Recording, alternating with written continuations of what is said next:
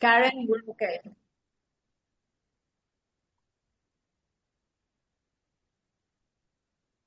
God, I offer myself to you to build with me and to do with me as you will. Relieve me of the bondage of self, that I may better do your will. Take away my difficulties, that victory over them may bear witness to those I may help of your love, your power, and your way of life. May I do your will always. Hi, folks. My name is Brenda. I'm an alcoholic. I haven't had to drink or drug to change the way I feel since July 3rd of 1990. I'm especially happy to be present and accounted for. That every morning when Alcoholics Anonymous calls roll, that I can answer here. It is a special privilege to be able to not only share with you this evening, but to share the time and the space with my good friend Nikoleta.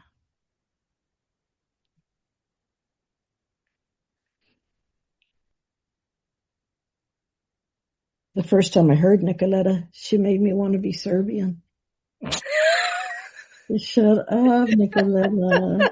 Girl, shut up. You did. You made me want to be Serbian. I'm like, I had to go look it up on the map to see where you were from. Nikoleta, you know that when you and I get a chance to talk and to spend time together, that it is the equivalent to me of listening to the breath of God. And so when I got an opportunity to come and do this, there was no question who I wanted to bring along. For your generosity. Thank you. You know I'm already tearing up. You know that, right? I only actually have the two of us in the screen. That's all that really Because matters. this is really, it's our conversation. And my name is Nikoleta. I'm an alcoholic. For anyone out there in the background that I can't see, but I'm tearing up because you said that third step prayer. And it's just like medicine. It's like medicine. It just felt like medicine to me. And I'm tearing up because I'm just so grateful I get to do this with you. You know, I feel so small and humble because, Brenda, you're my teacher, and you have been walking me and reminding me and bringing me back to God for the last year and a half at the most difficult time of my life, where I've been stumbling and fumbling and forgetting, and the mind's been noisy, and there's been a lot of feeling. And, you know, for those who are listening, my sober date is September 15, 2006. I'm a grateful member of Alcoholics Anonymous. I had some deep and profound experiences. I had no choice but to accept the proposition that he talks about, we agnostics. If you have a real experience of step one, you really have no choice but to proceed. Like what choice is there? With that, with alcoholism, with being on death's door. And I became a seeker, and there's a reason why it says God of our understanding.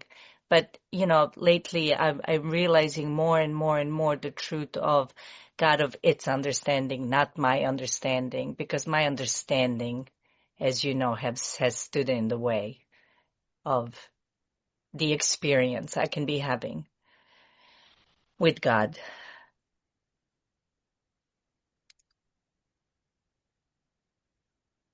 It doesn't matter to me how long I've been sober, Nikoleta, because I have days like today. It often feels like I finally find myself into God's presence the minute before I was going to quit. I mean, it's Wednesday. I'm tired. I'm exhausted. I'm tired. My exhaustion is tired. I'm like tired, right? And so the thought that I was going to get on this computer tonight and talk about God when I got here on my last breath.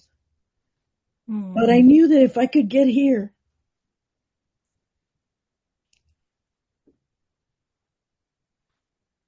right before I left work today, um, the principal made an announcement that she was leaving. And as the time has passed, Nikoleta, since I was sitting in that meeting with the staff, I've had all kinds of different experiences with that truth, right? I mean, the minute she said she was leaving, I immediately looked up at the assistant principal and like, is it you? Are you going to step in? Is this? And then I got mad because I've had a really personal, intimate, awake relationship with the principal, and I thought that she would extend me the courtesy of telling me before I was sitting in a group of people. Mm-hmm. And then I realized that was my ego's attempt to separate me from my tears. Mm. Yes. And then I was like looking for words for how it feels right now. Mm. And the best thing I could come up with was that it feels like we were birthing. It feels like we were birthing something for a long time now and that it died. Mm. But the beautiful thing about it is that God receives me when it feels like this, and God receives me when I'm walking around thinking I got the world by the tail.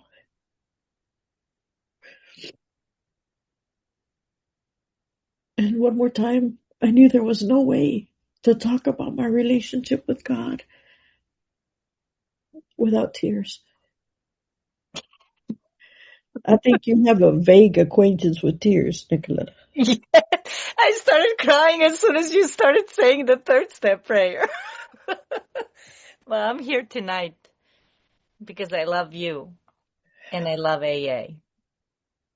And I can't really, part of me doesn't want to talk about the thing that can be talked about because words always fall short. We use pointers and we use spiritual terms and stuff like that. But it's in moments like this, my connection with you, your tears, my tears, coming as we are, no matter what the day brought,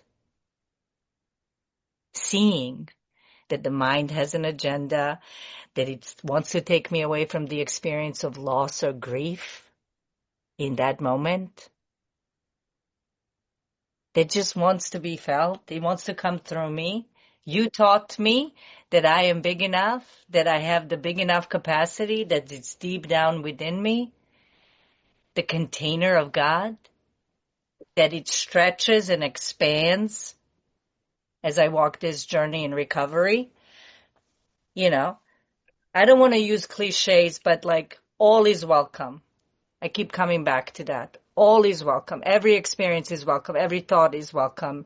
Every experience of life on life's terms, the rain and the sun, the grief and the loss, the happiness and the joy. It's easy for me to, and it has been easy for me, and you know this, to say, God is everything and in everything. And God's present when everything is going my way with my preferences and agendas. And then when that's not the case and life is pivoting and shifting and turning me and there's unexpected things happening, where is God in those moments? And just before I came on this meeting, I texted with you a little bit that I was just sitting still. I was just resting. And you taught me about rest as a spiritual practice. Yeah. And I was sitting and I was just in this presence, in this moment, Yeah.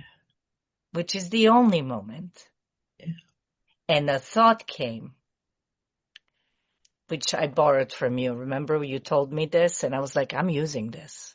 He said to me, I've been learning to stand at the intersection of here and now all of this time. Because prior to saying yes to the invitation of alcoholism, because nothing else was going to bring me to God, I was anywhere else in the virtual reality of my mind, in fantasies, imaginations, hopes, dreams, and wishes, regrets of the past, resentments of the past, but I was not really here in this moment, acknowledging the fullness of life. And this is the kind of stuff this is the depth and weight that the book talks about. This is what we're talking about, at least the way I see it when we talk about God. When we talk about that chapter, we agnostics. I love that. I love that when I texted you to remind you that it was tonight, that I said, please don't prepare. Yes. Right? I took that to heart. Yeah. And then I didn't either. Yeah, I knew Right? you wouldn't because you told me. Right. I mean, like, because I think to myself, it would be somehow necessary to rearrange my own DNA to have to prepare something to talk about the thing I am. Yes. I don't need notes for that. I am that, right? I don't need to figure out what would God have me say, what's gonna sound like sober, but like not over sober, and like I didn't have nothing. I even sat down and extended the invitation to the universe. I'm like, well, I'm Nikoleta's my guest, and I maybe some framework or a quote and then I just put it all away because I thought to myself, I think that one of the most beautiful testaments of love is when you know someone well enough that you can turn down the volume and watch the way they behave and know that they know God. And I've extended that invitation to you in a way I haven't to most, to stand and bear witness to the life I live. Mm-hmm. To those of you listening, I always say for Brenda rooms with God. Many of us, we just visit. We visit when we remember, or at least I'll speak for myself for a long time. But Brenda shares the house with God. And it's funny how you talked about it's in our DNA because it does say that in the book. It's part of our makeup. Yeah.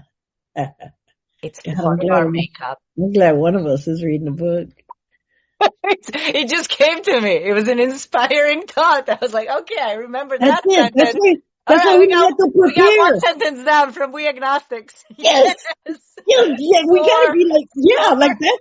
Epic, right? Everything after that is just cool with, right? We got one good line out of the We got agnostics. one good line. It's part of our makeup. It's in our DNA. And this is what you and I have experienced. And this is what I've experienced in my personal experience that, you know,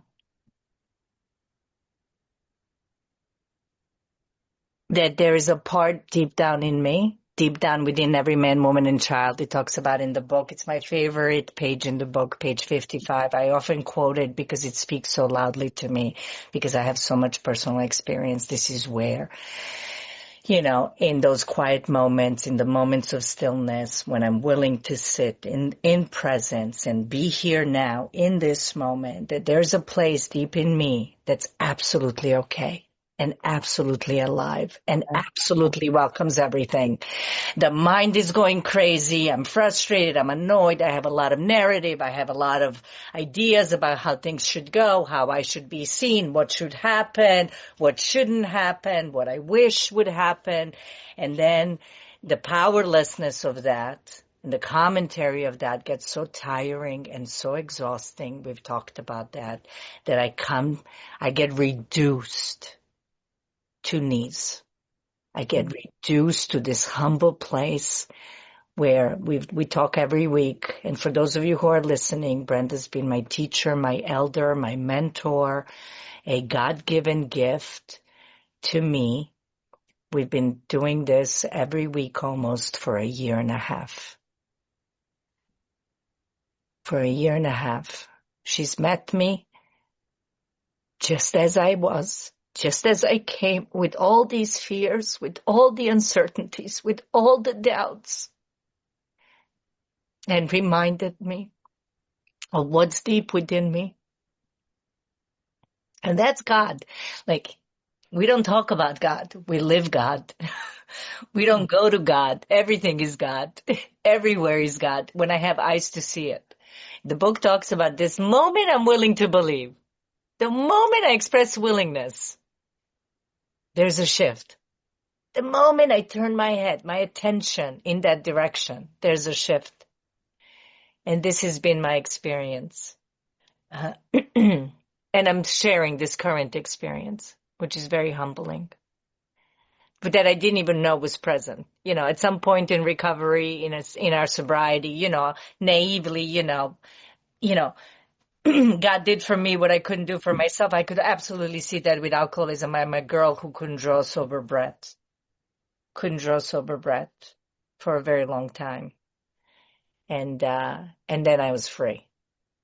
And I couldn't deny that something did for me what I failed to do for me continuously and consistently.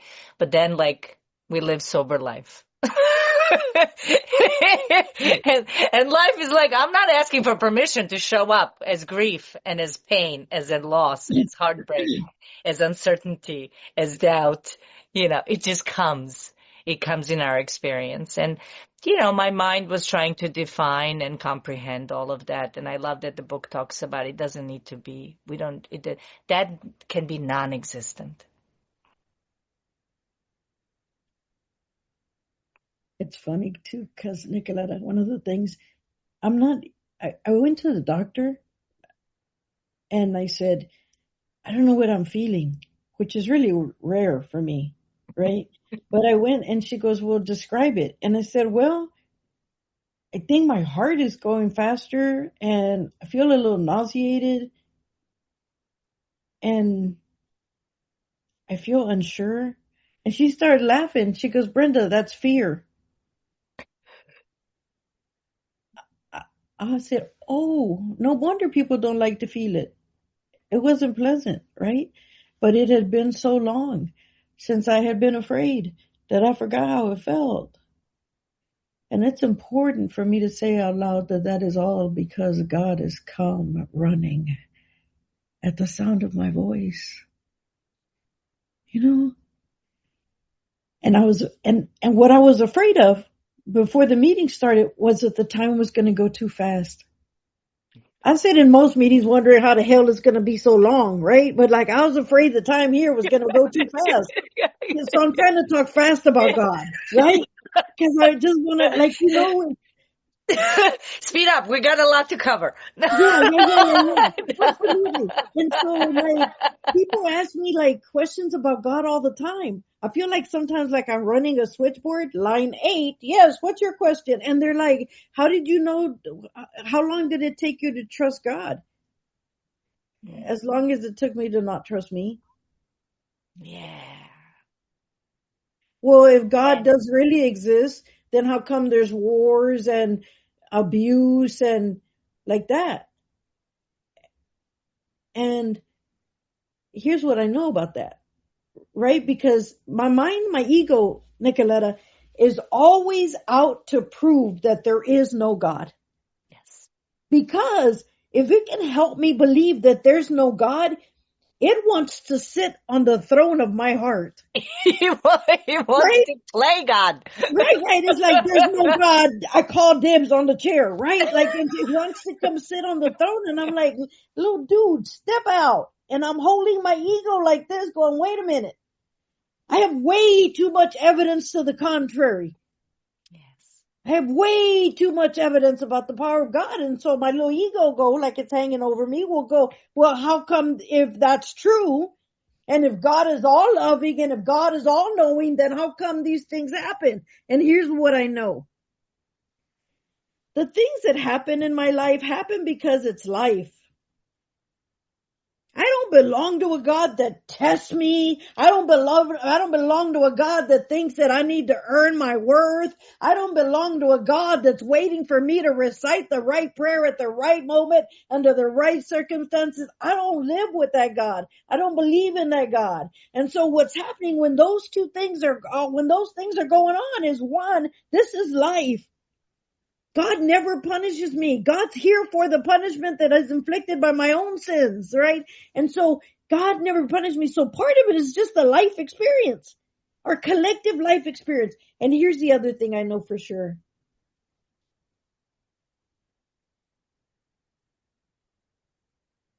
Is that most of that stuff is 100% about self-will. And man, I feel like I'm living in a world right now where people's self-will running riot all over my life. I bet people will running all over my existence. I feel like self-riot is running, and so the truth is that the human will steps in and inflicts pain. The human will, it will create pain to draw attention away from the vastness of the absence, right? So if I have no connection to anything besides my own ego, I am going to create enough havoc so that you can't see that. That's it. Driven. And look, What I it got looks some, like when we're driven. and I want to tell you something. I hate that I'm going to just break this down, my part of it to one sentence, but I'm actually going to break my part of it down to one sentence. I don't have any part. I can just listen to you, Brenda. But Keep going. here's the thing.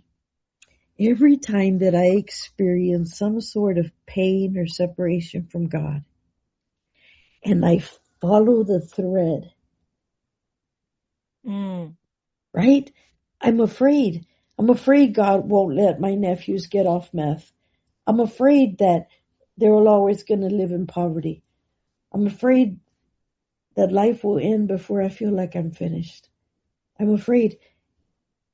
And every time, if I follow the thread, it leads back to something that I believe about God that is no longer sustainable. So whatever experience I'm having in my relationship with God, it is tied directly to what I believe. And my, you know how it says, we beg you to be fearless and thorough? The thing that I drop to my knees over begging people to do is go examine your ideas. Yes. Because when I looked at my ideas and then I offered those ideas to God, that's what set me free. That's what people ask me all the time. How'd you get to be you? That's it right there. I went and looked at my ideas of God and then I handed them to God. Because what I believed, not only could it not help me get sober, it couldn't help me stay awake. Yeah. And what I believed was that God had a score to settle. What I believed was that God was looking forward to punishing me. What I believed was that I had already disappointed God. What I believed was that God was unapproachable. And when you have a God you can't approach, you can't ask for help.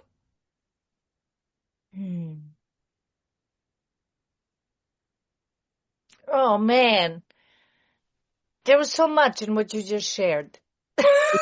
Okay, let me go back and say it all very slowly. I forgot the I'm pauses. like getting like zaps of like inspiration here and there. No, but that's the thing, like I had a limited idea of God whenever I used my mind to define God, because my mind is limited. My mind is limited and it will produce a limited God. And, for me, there's a couple of things, pointers I want to talk about. Mystery. and the unknown. Like, I don't want to say that I don't know. So I got to figure it out, and I got to give it words, and I got to be a good AA member, and I got to sound spiritual, and I got to collect these things, and, you know, I think the greatest spiritual concept that was ever introduced to me and that I experienced in my own being was when I'm empty, when self is weakened, when I don't know, when I'm open, when I let go, when my way doesn't work, when I fail in all my efforts and attempts to control and manage life and relationships and myself and my idea of myself and my idea of my limitations. And there was this invitation for me personally, the invitation was to step into the unknown. And I'll tell you, that was an invitation almost 20 years ago. The invitation still stands. That's the unbelievable thing. It's still a mystery. I sit in meditation. I sit in meditation for 10 minutes, 30 minutes. Recently, I've been practicing it more. And I go within. And I recognize, oh my God, I'm a mystery. I don't even know who I am. I don't even know the depth of my being. I sit in meditation and I think that I'm listening, but the sound effortlessly comes my way. I'm not even trying to listen. I sit and I'm asked to witness my breath, and I realize that the body is breathing. I'm not breathing. How much am I in control of? How much control do I really have? And, to tie it into me and Brenda can really go off into the deep end of the pool. We swim at some deep, deep ends. But, to just bring it back to honor, AA and, what we're talking about. I was broken open by alcoholism. There was an invitation and an extended hand to step into the unknown. But none of that was really experienced in a personal way until I saw all the things that stood in the way. And old ideas were examined in step 4. And there was an honesty with myself, because we're wired for truth.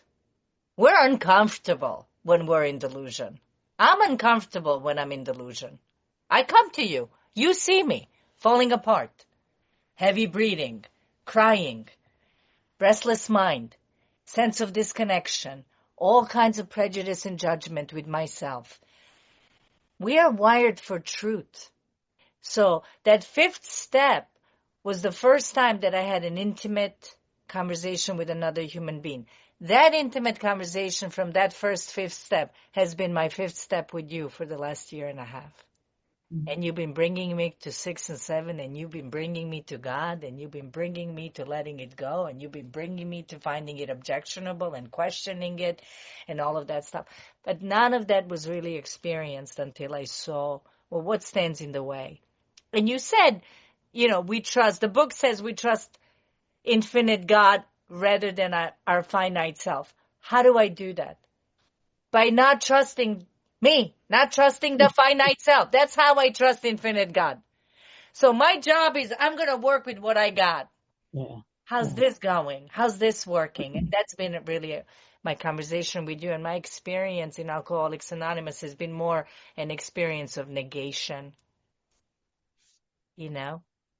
I don't know what to do, but I know what not to do. Right.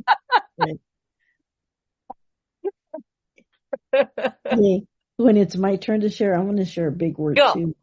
Go. No, shut up. Negation. No, come on. Okay. Your turn. I know, but I'm going to use a big word. Well, as soon as one comes, okay, I'm going to use it. I'm just going to throw it in there. You're not even going to see it coming. Yeah, it's going to be good. Nikoleta, this morning I was leaving my house and, I have Mia, right? And so the lady whose house this is, she wanted to plant some stuff in the garden, but I know we need to put a gate around it because Mia hasn't worked any of the steps. And we have to put a little fence. So I go out there this morning, and the corner of the little fence has this really breathtaking, intricate spider web. I'm like, holy the fresh hell, right here outside my door, right? And so I snap a picture of it. And then I looked at the picture and you can't see the spider web. Like, what? And I looked, I'm like, okay, it's there. Cause it's early and I haven't had a coffee. So I, I changed my position and tilted my phone and took a picture. And now I can see the spider web and I can see everything that got trapped in it. Cause I'm sure that the spider didn't work all that hard to attract pollen. But there's a crap load of pollen in it, right? Because that's what's in the air. And then I think about my relationship with God and I take these pictures of my life and decide these things. And then I look and go, well, there's no God in that. But then you change position. You better stop getting ahead of me. But then I got to change the position and tilt the camera, tilt the lens. Tilt the lens. I have a love affair with a God that I must tilt the lens to see. Right? Listen, you probably don't know this about me. I don't think I've ever told you. Maybe I did, but whatever. Do you know that wait, okay, two things. One, I collect bookmarks. Just FYI. Somebody brought me a bookmark from the oldest bookstore in South America. Anyway, I collect bookmarks. But the other thing is that I love kaleidoscopes. And part of what intrigues me about a kaleidoscope is that the tiniest of movements changes everything. That's it. That's it. That's it. My relationship with God. The tiniest of movements changes everything. The tiniest surrender, the tiniest truth, the tiniest waiting, the tiniest tears, all change everything.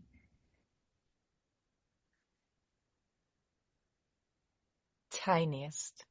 It's so on the money. It's so true in my own experience. And, they said, isn't there a book, A New Pair of Glasses? Yeah. We get to see what we couldn't see before. We get to experience what was always there. God was present. I just wasn't present. I gave attention and meaning to things that were not of the fourth dimension. I was seeing the world from this surface place, from this never questioning the mind, never stopping enough, never pausing and recognizing that this moment right now, you and me, with whoever is in the background and this meeting will never be repeated. It's this moment right here, right now, can never be repeated. It's one unique moment in life, in every moment,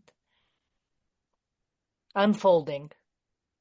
And we don't know what the next moment brings. And can I show up from the deepest place?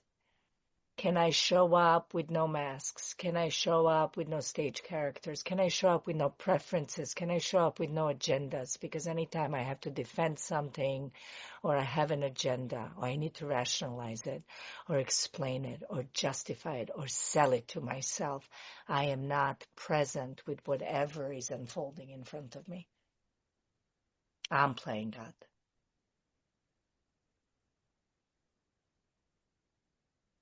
Do you know that everything I've ever given God, I gave it to him once I broke it? Yes, I know.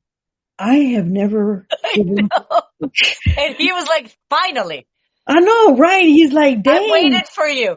I know. He's like, nobody's ever broken it like that. Congratulations. I mean, trying to put a positive spin on the fact that I just jacked it up, right? I broke it.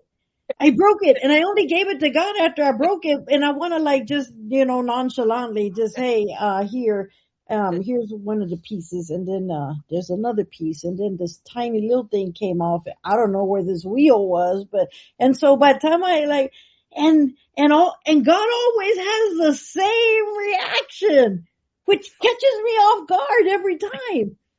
And this is what's God's reaction. Look, I break my relationship with my brothers and sisters. I break the easiest way between two things. I break my own dreams. Sometimes I feel like I break my life, but God has the same reaction. So then I'm like, well, here, and then I'm trying to be all professional. Like, how long do you think this is gonna take you to put that back together, right? Like, what time I can pick it up, right? He's like, I can have that done in a minute. But his reaction every time I hand over stuff to him is that he takes it and he does this, just crazy every time because I never expected, even though he does, is that I hand him this stuff and Nikoleta, this is what he does. He goes like this. Like it's the most precious thing that he's ever received. And I'm like, he has very low expectations because I'm giving him everything broken and the dude's like super happy, right? And then I'm like, well, you're going to fix that? And he's like, yeah, no problem. And I'm like, well, what do you want me to be doing? Do you want me to wait here? He's like, no, don't wait here. Because he knows that if I wait there, I'm trying to help. Right? He's like, no, go on and go do other things today, right? And drop back by here whenever you think about it. Come back by and I'll have it ready. That's it. Brenda, I love you so much. You know, somebody else says, let go and let God. And ladies and gentlemen, this is what grace and mercy looks like. Brenda gives you a story that moves you. She explains it in personal ways, which is why you're my teacher. You know, and what comes up for me as I'm listening to you in my personal experience is this is what grace and mercy looks like. This Mhm. is what it means that he's our father and we're his children. This is unconditional love. This is unconditional acceptance. This is allowing. This is your being is enough. That you have a role, whether you know it or not. That you are you are meant to be here in this moment, the way you are. There's no one like you. And yet we're all the same, made of the same DNA, sharing this path, relating to each other. And yet, you know, God is like, you're here. You're meant to be here. My mind is like, I shouldn't be here. And reality always wins. Reality is like, but you're here. Where else can you be? This moment is happening right here, right now. The way your life looks. And I thought I always wanted to be somebody else, somewhere else. And, I'm seeing more and more how perfectly designed my life is for my awakening, that nothing could be taken out, that if anything was taken out or changed, I wouldn't be sitting here in front of you on this Zoom, that nothing could be changed. And I even recognize that all of those dark alleys and blind spots and wrong turns I took actually were necessary to lead me to God. They were absolutely necessary. 2 years ago, I sat here in my apartment, in this room, probably crying my eyes out with a prayer. Something needs to change, or I need something's missing. Something's missing. You showed up. And I have so many stories like that. I didn't get my sponsor. I didn't get my spiritual teachers. I didn't get my home group. They all showed up in front of me. All I needed to be was on my knees in my heart. Come to the edge of myself. Come to the end of me. Where the self was so weakened and so exhausted with trying to manage my own expectations. Nicoletta, before we ever came here this time around, I think that we all sat in front of God and God's like, okay, in 2025, it's going to be a Serbian woman. And I'm like, I'll take it, right? And then as some other When group, signing Nikoleta to Brenda. right. Like, I got you, right? I got you. And then then you were somewhere and God said, there's going to be this Latina woman. extra. And then you're like, I'll take her. And that's how we wound up. My secret sauce, right? Yeah. Most people bring chips. Yo traigo el guacamole, mira. Okay, I took a hard left there. Sorry. Nicoleta,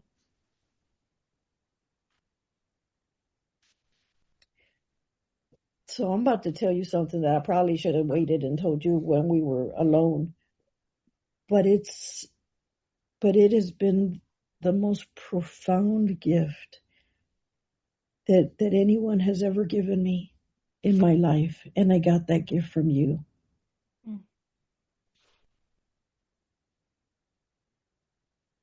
I've always been this person ever since I was little, right? Like I was little and I came out of the womb like this. I popped out at the nursery and I'm like, hello, everybody. Welcome. Good to see you all. All right. Now we're all going to have assignments. I'm going to help you. You're going to not be in my way, right? Like that. So I was just telling the kids from the very beginning. And I've just always been this. I've always led with joy. I have always led with hope. I have always, when my father died, when I was holding him and my dad died, I knew when he was taking his last 12 breaths. There's 9 of us. There's 7 girls and 2 boys. And I knew when my father was taking his last 10 breaths, and I named each one of his breaths by the name of each of my brothers and sisters. So he took one breath for Michael, and he took another breath for Juanita. And I went through his breaths like that with him. And the minute that he died, I knew he'd left. And I raised my face to God and said, thanks be to God. And 4 years later, when I was holding my mom and she was dying, I knew when it was her last 12 breaths, and I repeated the exercise I did with my dad. And as soon as my mom died, what rose from my heart was a prayer. Thanks be to God.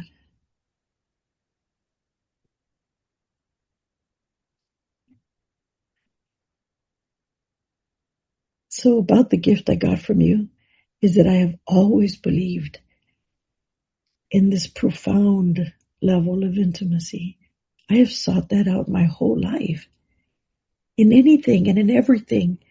You should see me drink a cappuccino. It's a love affair, okay? I mean, like I've always been about that. I've always been about that level of intimacy and that level of, of investment and that level of awakeness. So the gift you've given me is that, like sometimes when I meet people and I share myself with them, like my light, like the God in me light, they get confused and then they look at me and they're like, Brenda, I think I'm in love with you. And I'm like,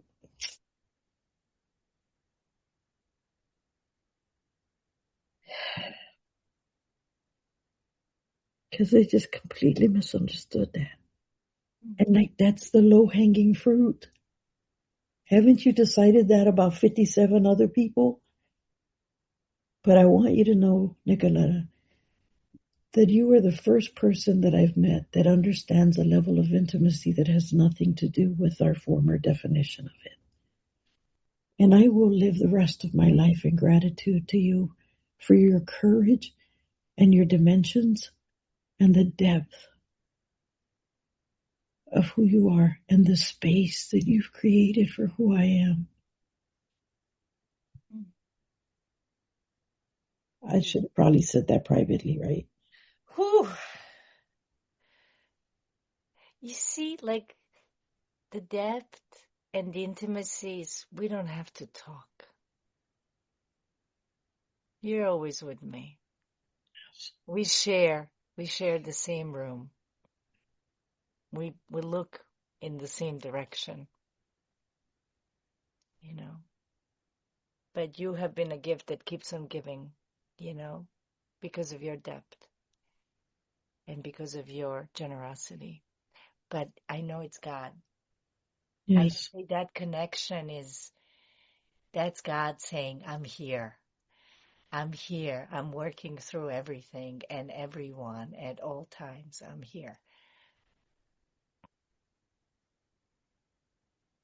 Thanks be to God. When you say that to me all the time, I think about the gratitude when our heart is open. When my heart is open, it doesn't have space for resentment or fear. When I see how abundant my life is, how rich it is in experiences, even rich in grief, even rich in ability to drop into myself and experience the things that traditionally I always wanted to run away from and dig up even older ideas that I didn't even know were ideas.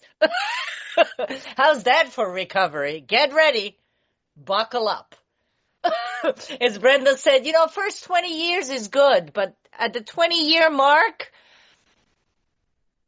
shit's about to go down. Sorry, it's on the recording now. I'm summarizing.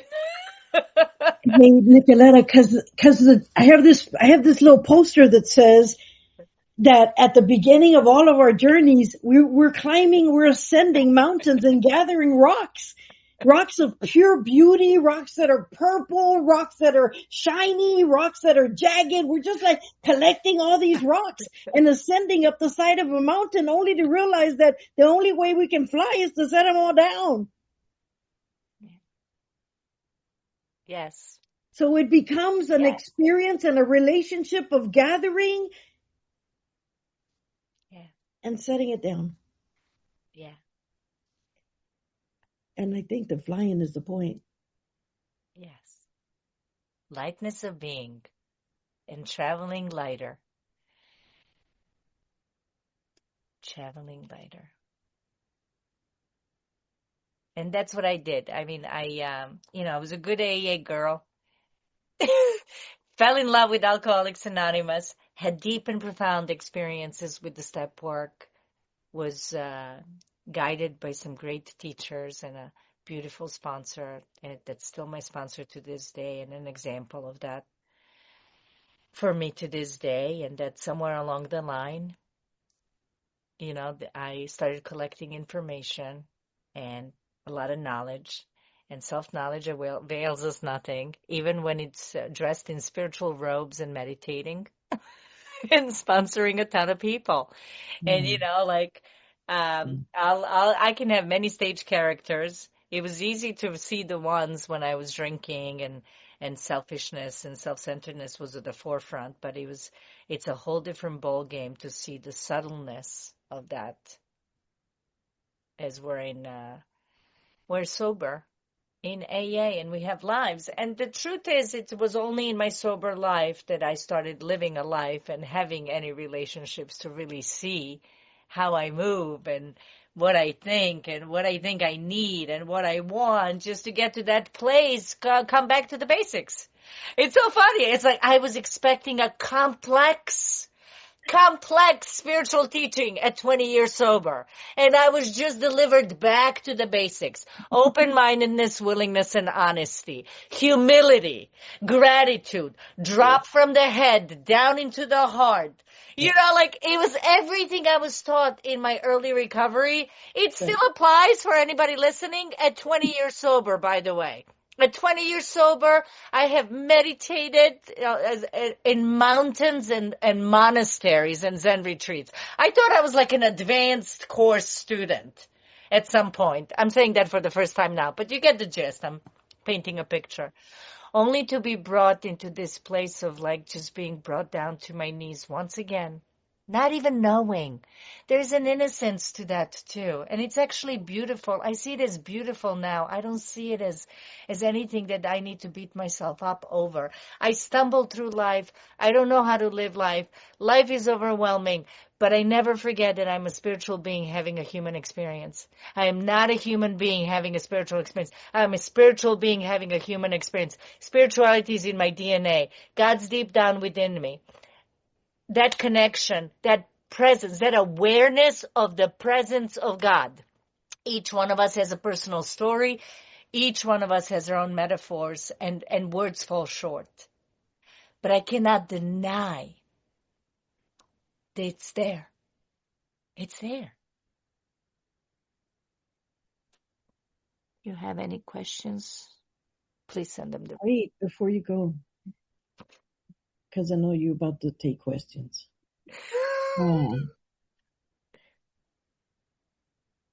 There was this village, and they decided they were going to develop the village, and they brought in these huge, massive construction trucks, and one of them got stuck under the only bridge in town. Like, it got stuck. Somebody didn't pass math. And there was these two local dudes sitting on the hill over here watching this Army Corps of Engineers trying to figure out what to do now, because they can't break the bridge because everybody needs it. Anyway, they watched them toil with it and draw plans and call in experts and flew in people and all this, and they could not figure out how to get the bus out from under the bridge. And these two dudes, I think they were ready to go home and eat or something. They came down the little hill, and they went to the bus, and they took the air out of the tires, and the bus came out by itself. I gotta stay in relation. I.e. translation, we complicate the shit out of everything. Thank you, Nikoleta. And on that spiritual note, Raquel, Nikoleta, I love you. I love you so much. Okay, let's see what's happening in the outer world.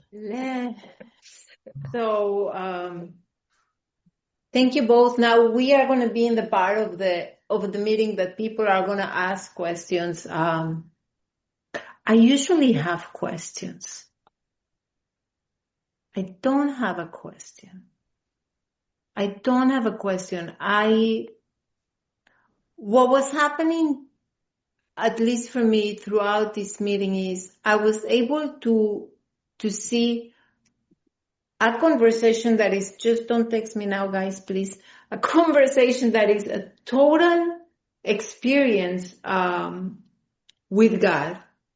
And life as it is, and I love, Nikoleta, when you talked about the container, right? That vessel that I can be, the container that I am for the presence of God and being wired for the truth is in my DNA. And I want to tell you that it was so cool when you said, like, here it is, Brenda telling us a story of how letting go looks like, right? Here it is, Brenda telling us a story that God comes running to the sound of her voice, right?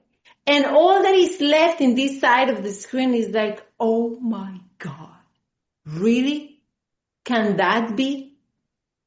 And if there would be a format to all this meeting, is just particularly this, because what kind of question can I have to just say, like, it's just a one thing. I never thought that God would come running to the sound of my voice.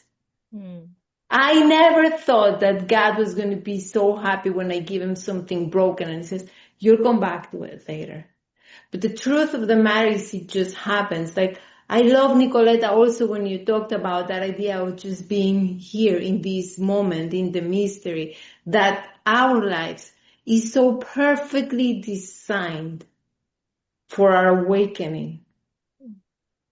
And if I could say something to all of that, it's just what a wonder and what a beauty it is that we come to that point that the fight with itself also slowly stops. If Brenda came out to this world saying, like, here I am, everybody, this is me. And how cool is that to say, like, okay, this is good. Anyways, I have much to say, but I don't have a question. I don't have a question. And if anybody has a question, this is your time to raise your hand. If you, like me, don't have a question, but are just like flooded with awesomeness right now, just raise your hand and let us know, because I can talk, but I'm not invited as a guest. But please, go ahead and unmute. This is... how can you not have something to say here? You want to raise your hand, anybody? Okay, so here's what happens. Okay, thank you, Val. Thank you, Bobby. I know, because the tsunami just passed. Okay, that's what happened, Brenda. The tsunami just passed. Our heads are up. Now we can breathe. Go ahead, Val. Unmute, please.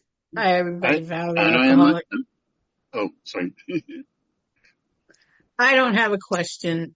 Nikoleta, you're lovely. And Brenda, I got to meet Brenda, and that feeling, the stuff she exudes off the screen, to hug her and to feel that intimate hug. It's just a hug of,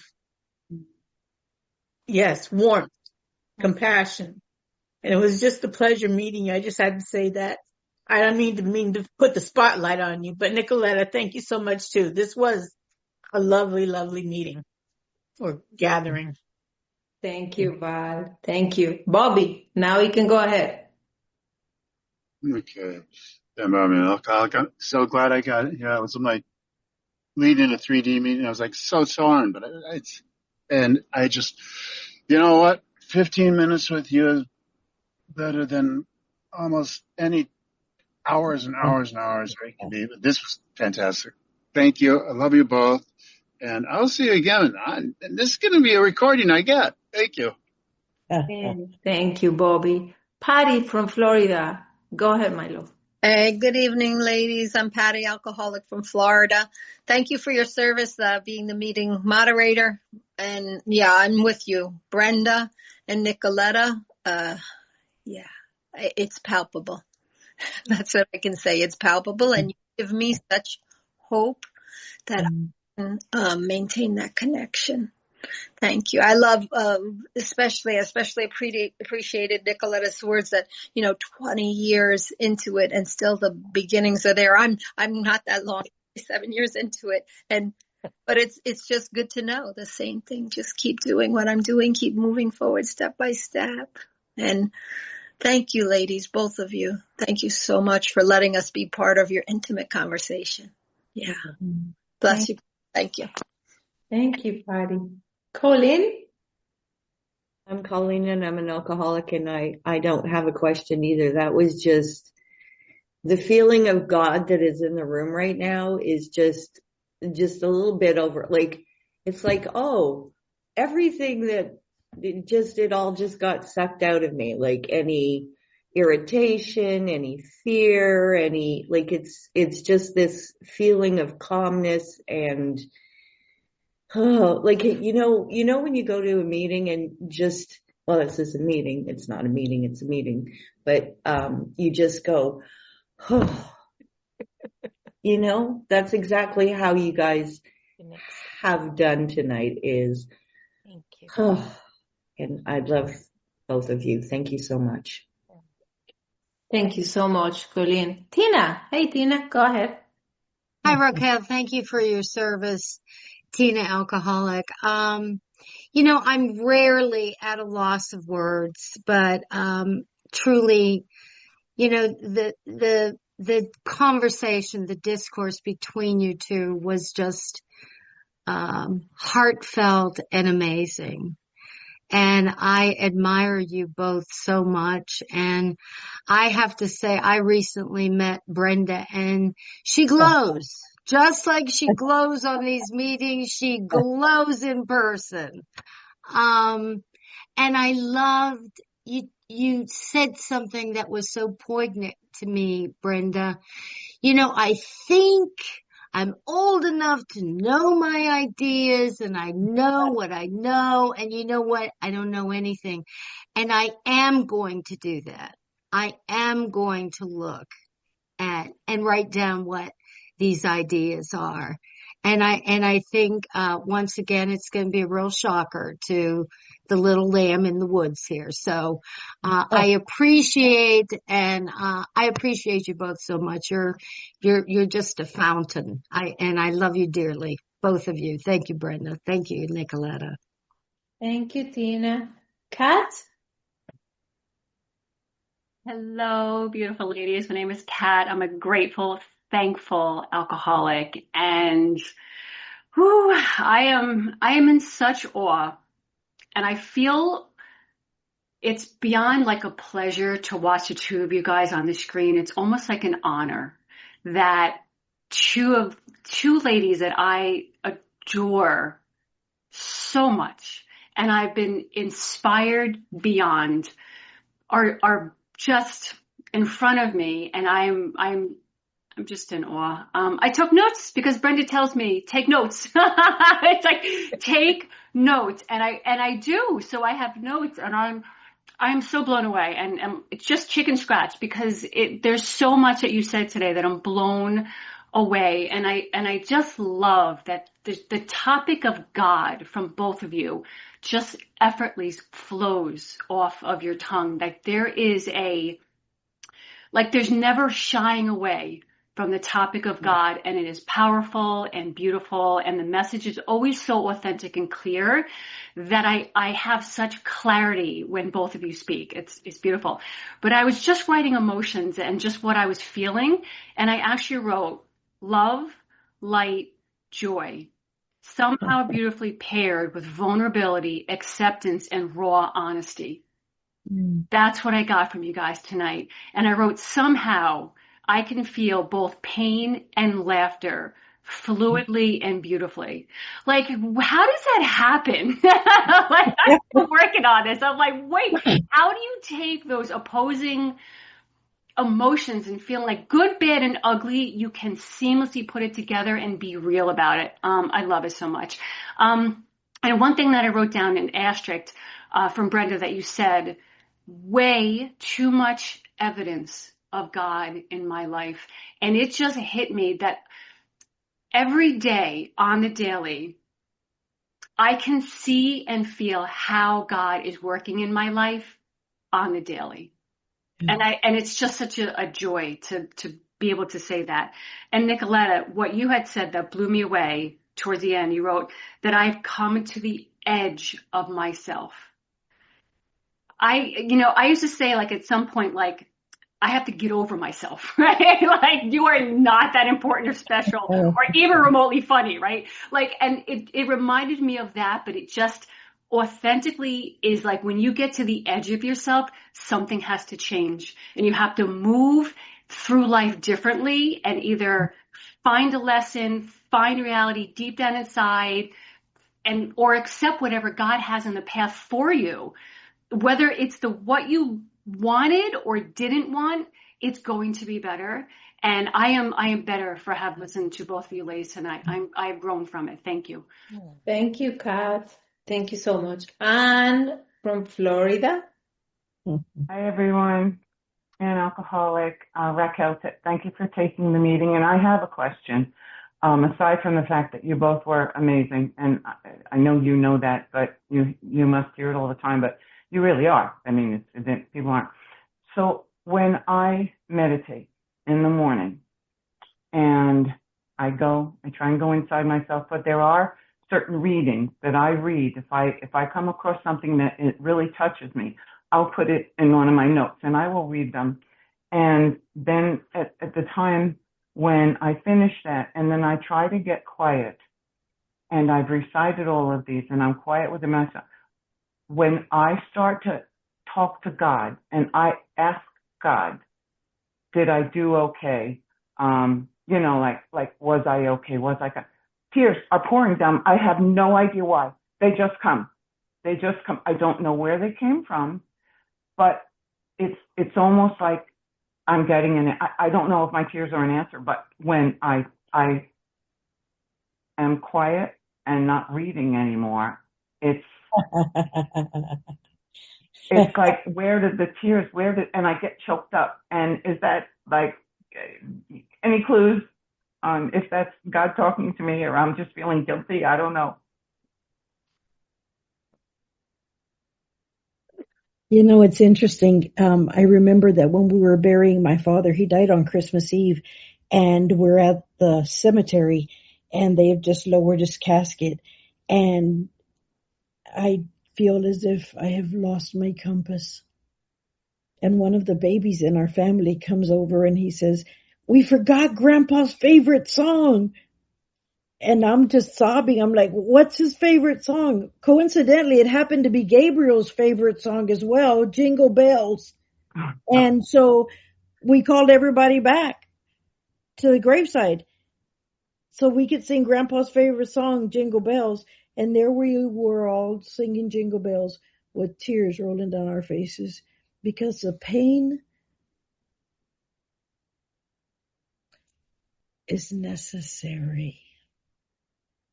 Pain that is welcomed will produce tears. Yes.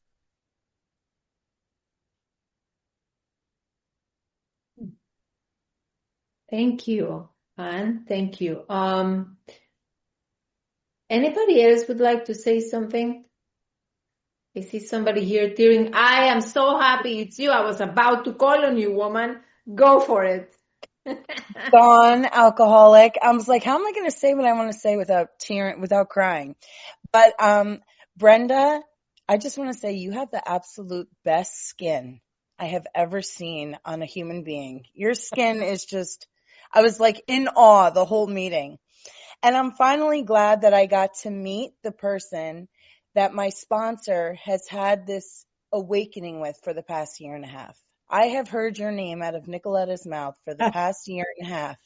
And if this is even a snippet of the conversations that you are having, the two of you are having for the past year and a half, weekly or bi-weekly, no wonder why there's been such a shift in Nick, you know, and it's so beautiful to see. And I feel like, Nick, you always say this, that you feel like you're the luckiest girl in the world. And I feel like that because I have access to you, you know, and like what you bring. And it's like, it's so beautiful. And then to see the effect that it has on other people, like God's kids, like the effect that you have on them. It's just, it's amazing. And I'm just so glad. I literally texted you 15 minutes before this meeting randomly. I just had a random thought. You sent me the link and I'm here and I'm just like, oh my God, I needed to hear this. You know what I mean? Like that's God. You know what I mean? I'm like, this is so crazy. I texted you a random thought and you're like, oh, I'm speaking and I don't want to think about what I'm speaking about. So just log on. And I was like, of course. But it was so, I'm so grateful I got to hear you too. So thank you so much. Thank you so much, Dawn. And lastly, we have Bridget. Would you like to say something? Yes, hi friends, Bridget, grateful alcoholic. Thank you so much to the people that are putting on this meeting. This conversation was so juicy. I've been looking forward to it all day. And then I was coming from the hospital to see my sister because she just gave birth. And then I was just like, oh my God! And then halfway through. So I logged on like someone was chasing me or like I was showing up for a job interview. And what I heard was just so soulful. And for me, hearing both of you, it was when we talk about divine harmony, the conversation was like personified divine harmony so well. And it made me think about what my spiritual advisor talks about, sponsorship being a steel on steel experience. It would be so easy for me as someone that likes to have attention, validation, and affirmation to like have a sponsor that works as hard as Brenda. But there is also something so inspiring about how, Nikoleta, you also go after your own experience and it adds to Brenda's own awakenings as she spoke about.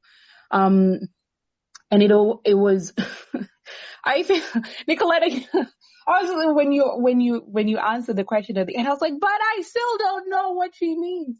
So because I gotta like get it out. Otherwise, like, did you mean this? Did you mean that? When you say by taking the air out of the bus, how does that look like in, because my disease is saying, but I need the air in the wheels. How will I move forward? So what did you mean, Brenda? They only had to take the air out of the tires to free it, right? There was no way to free the bus. So they took the air out of the tires to free the bus. Then they can put air back and then it works and serves its purpose.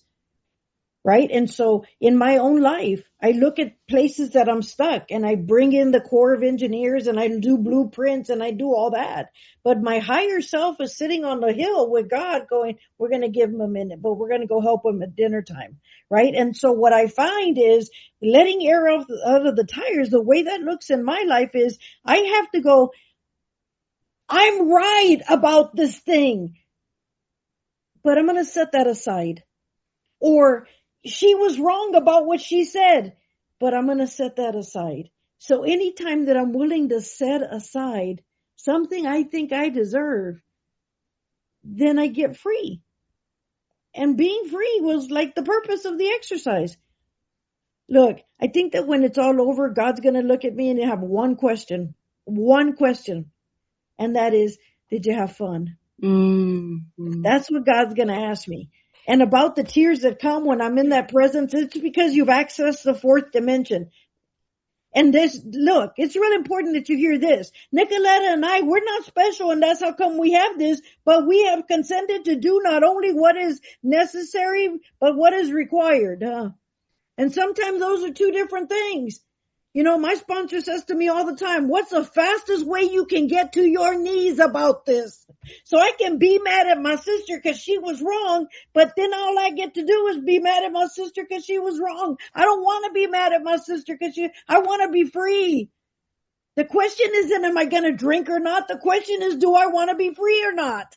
That's the decision that I'm making every day in all of the small choices. If I look at my life and look at it and go, what a friggin' mess. I can't fix it. Then you're closer to the truth than you know, because if you just hand it over to God, I got a guy. He's in the repair business. He's in the restoration business. That's it. Nicolette, I love you. Okay, mic drop. Surrender. That was the metaphor for that.